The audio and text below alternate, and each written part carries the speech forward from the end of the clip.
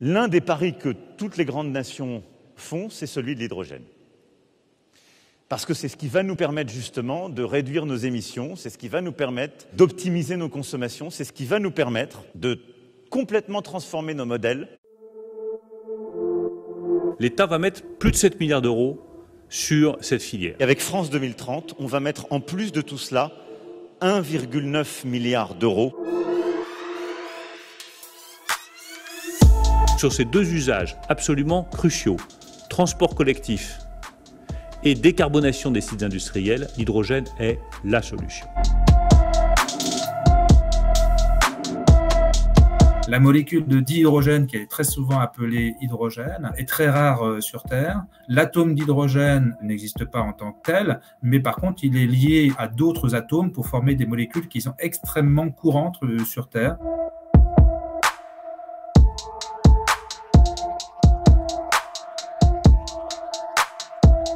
L'hydrogène, comme l'électricité, n'est pas une source primaire d'énergie, c'est un vecteur énergétique.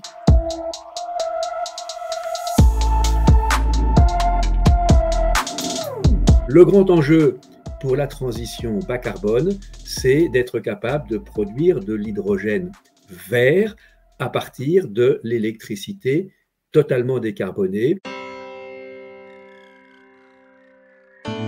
L'hydrogène, aujourd'hui, n'est pas une source d'énergie. On ne peut pas capter directement de l'hydrogène en quantité significative. On va le synthétiser, c'est-à-dire qu'on va l'obtenir à partir d'autres molécules qui sont constituées notamment de cet atome. On va, par exemple, prendre un hydrocarbure et puis casser la liaison entre le carbone et l'hydrogène. Et puis, on peut faire la même chose avec la molécule d'eau. On va séparer l'hydrogène et l'oxygène. Et pour casser ces liaisons, il faut apporter de l'énergie. Et cette énergie, on peut l'apporter sous différentes formes. On peut, en apportant de la chaleur, casser la molécule d'un hydrocarbure, par exemple. Et on peut utiliser aussi l'électricité. Lorsque cette électricité est appliquée à la molécule d'eau, on appelle ça de l'électrolyse. Et c'est comme ça qu'on va produire notamment des grandes quantités d'hydrogène dans les années qui viennent.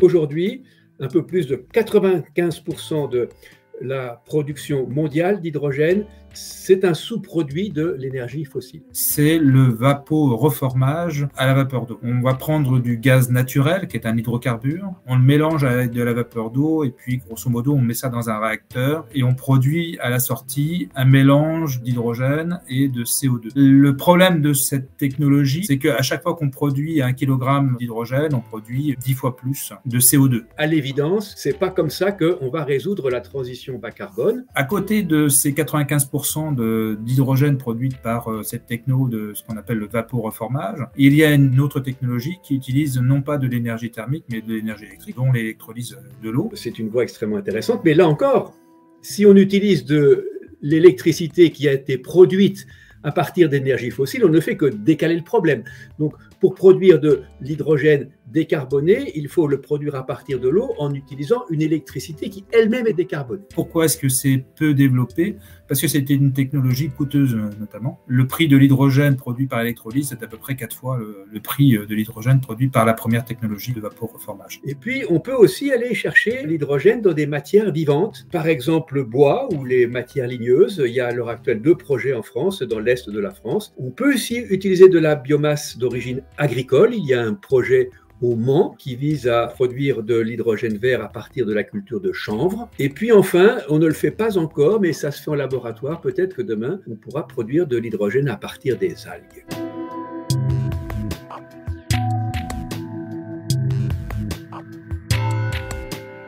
Le gris, c'est l'hydrogène aujourd'hui sous-produit des énergies fossiles. 95% de l'hydrogène produit dans le monde. Il y a 2 filières pour le faire, soit le gaz naturel, soit le charbon. Ensuite, vous avez ce qu'on appelle l'hydrogène bleu. C'est celui qui est produit à partir des énergies fossiles, mais on récupère le CO2 lors du processus de fabrication d'hydrogène et ensuite on va le stocker dans le sous-sol. Donc là, on réduit les dégâts.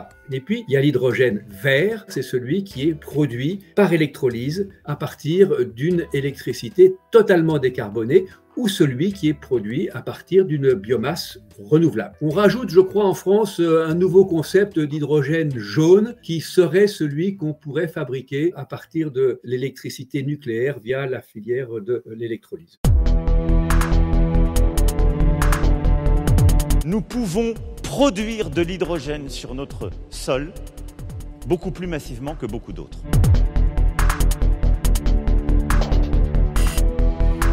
Il y a deux voies de stockage, soit vous le gardez sous forme gazeuse. Et le problème de l'hydrogène sous forme gazeuse, c'est qu'il prend beaucoup de place, parce qu'il est très léger. On sait compresser un gaz et on sait le maintenir sous pression, dans des réservoirs qui sont très solides et qui permettent d'avoir un gaz à l'intérieur qui sera compressé à 700 fois la pression atmosphérique. Ensuite, vous avez une voie beaucoup plus coûteuse, qui consiste à le stocker sous forme liquide, mais là, il faut le faire refroidir à moins 250 degrés à peu près. Avantage, inconvénient, sous pression, ça coûte pas trop cher, c'est facile aussi à l'extraire du réservoir, mais c'est assez volumineux encore. Liquide cryogénique, c'est plus compliqué pour le maintenir à cette température-là, ça coûte aussi en énergie. Et puis, lorsqu'on veut l'envoyer vers l'utilisateur, c'est un peu plus compliqué. Pour le transport, quand il est sous forme gazeuse, vous pouvez le mettre dans des gazoducs. Il y a quelques précautions à prendre, et puis surtout, comme c'est un gaz très volatile, il faut vraiment que les joints soient bien faits, sinon on en perd une bonne partie. Et puis, on peut le transporter après liquéfaction par bateau, par exemple, par camion aussi.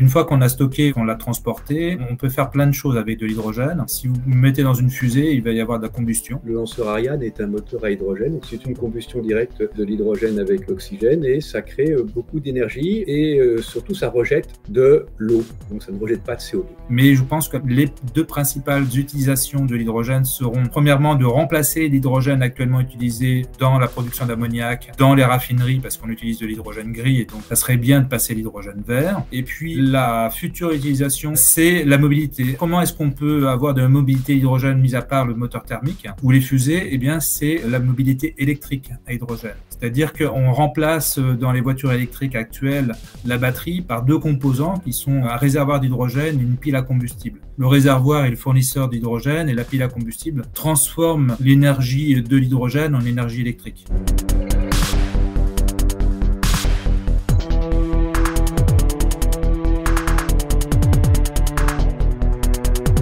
Ce qu'on appelle intermittence regroupe deux choses un peu différentes. Vous avez l'intermittence à court terme, nuit, jour, pour l'énergie photovoltaïque. Et puis vous avez l'intermittence intersaisonnière, notamment entre l'été et l'hiver. Sur l'intermittence à court terme, l'hydrogène peut jouer un rôle, mais les batteries jouent aussi un rôle très important. Donc à court terme, l'intermittence est un problème en voie de solution. Je crois que l'hydrogène aura un rôle très important à jouer sur la variabilité intersaisonnière, puisqu'on peut stocker des quantités importantes d'hydrogène quand on produit trop d'énergie pendant une saison et le conserver jusqu'à la saison suivante, ou soit on le retransformera en électricité pour le réinjecter dans le réseau, soit éventuellement on peut le combiner par exemple avec un réseau de gaz et le remettre dans le réseau du gaz, puisqu'on peut mettre jusqu'à 15 à 20% d'hydrogène dans le réseau du gaz naturel aujourd'hui. Le lissage, il est en effet possible grâce à cet hydrogène, mais il peut être aussi fait grâce au réseau, grâce à l'intermédiaire de plein de choses, des barrages qui peuvent fonctionner aussi dans l'autre sens. On peut stocker l'énergie électrique dans les barrages.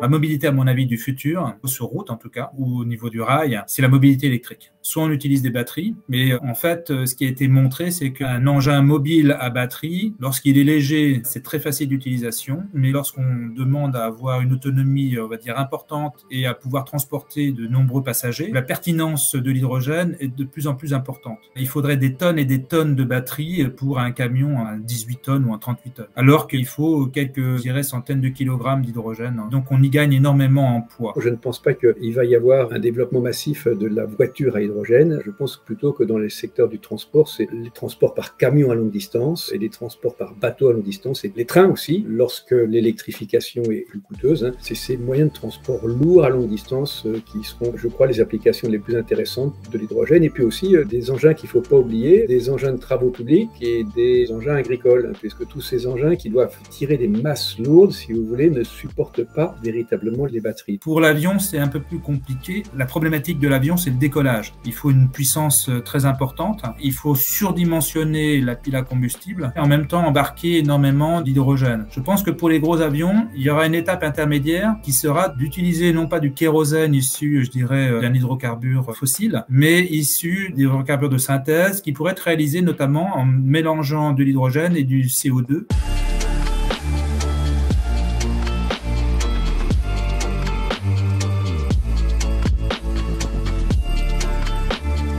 Si cet hydrogène est produit à partir de gaz naturel par la technologie actuelle, de vaporeformage dont je parlais tout à l'heure, la production de CO2 sera identique, c'est-à-dire une centaine de grammes, sauf qu'elle ne sera pas produite derrière le véhicule, comme le véhicule thermique, elle sera produite lors de la production d'hydrogène, c'est-à-dire à un endroit donné. Donc si bien sûr on stocke le CO2, pas de problème, mais si on ne le stocke pas, je dirais qu'il n'y a aucun gain à utiliser de l'hydrogène par rapport à du diesel ou de l'essence. Par contre, si l'hydrogène est vraiment purement vert, la production de CO2 est quasiment nulle. Vous produisez zéro émission de CO2 lors de l'usage de l'hydrogène. Après, il faut faire ça en cycle de vie. Donc évidemment, la première des conditions pour que ce soit intéressant, il faut que l'électricité soit décarbonée. Et ensuite, il faut que les matériaux utilisés pour fabriquer les voitures, les trains, les camions n'émettent pas trop à l'amont dans leur production.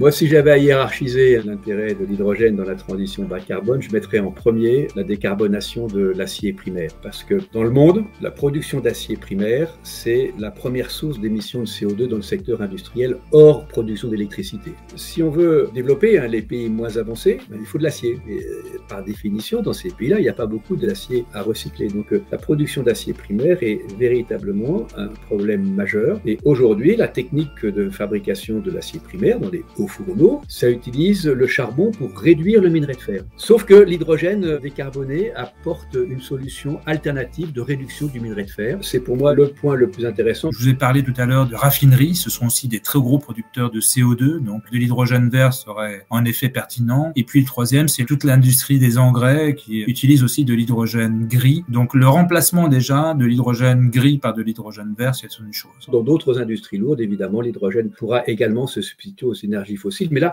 comme combustible.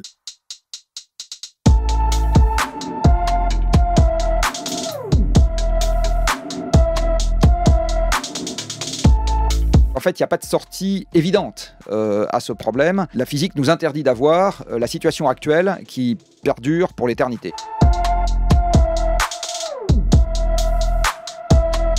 L'hydrogène, c'est pas la panacée, c'est pas ça qui va nous résoudre la transition énergétique. Si on fait pas des économies d'énergie, on n'y arrivera pas. Si on produit pas plus d'énergie renouvelable, on n'y arrivera pas.